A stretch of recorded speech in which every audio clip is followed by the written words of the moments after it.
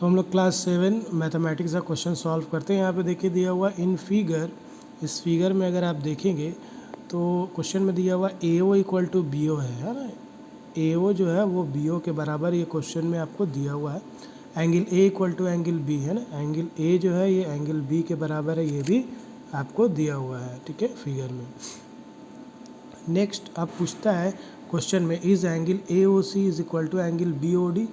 बोला एंगल जो है ए ओ सी यानी ये वाला एंगल और एंगल बी ओ डी यानी ये वाला एंगल, ये क्या ये दोनों एंगल बराबर है? यस, ये बराबर है क्योंकि ये वर्टिकली अपोजिट एंगल्स है।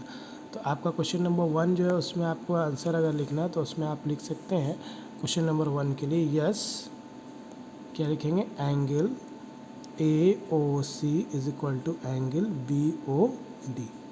क्यों है बराबर? बिकॉज दे आर, आप लिख सकते हैं रीजन में, दे आर वर्टिकली अपोजिट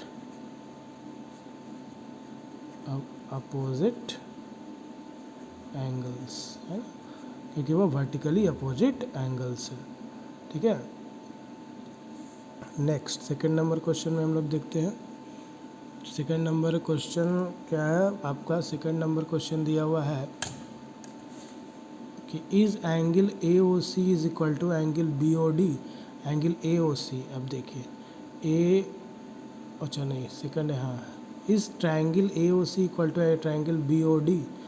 आपसे बोल रहा है कि जो ट्रायंगल आपके पास दिया हुआ ए ओ सी, ठीक है, और ये जो बी ओ डी है कि दोनों कॉन्ग्रुएंट है, बाय ए से कॉन्ग्रुएंस कंडीशन है।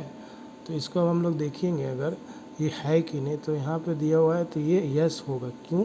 देखिए एंगल ट्रायंगल ए ओ सी जो है वो कॉन्ग्रुएंट है किसका?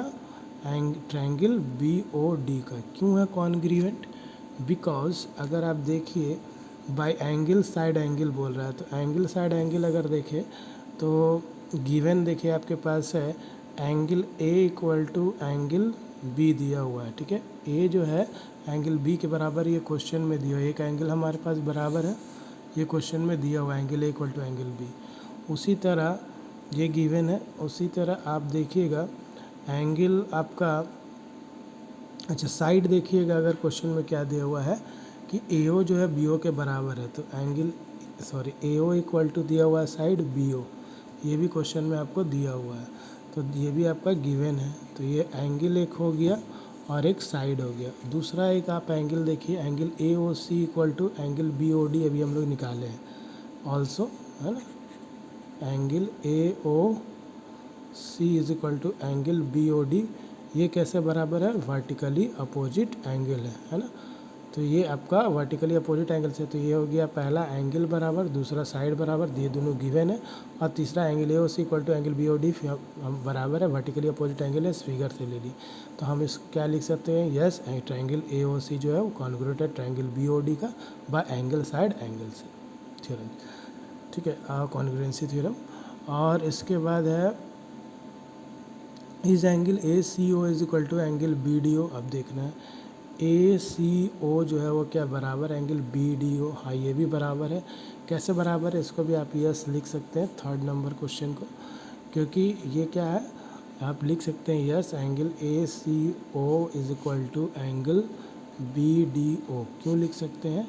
बिकॉज करेस्पॉन्डिंग, इसमें क्या है, corresponding parts of congruent triangles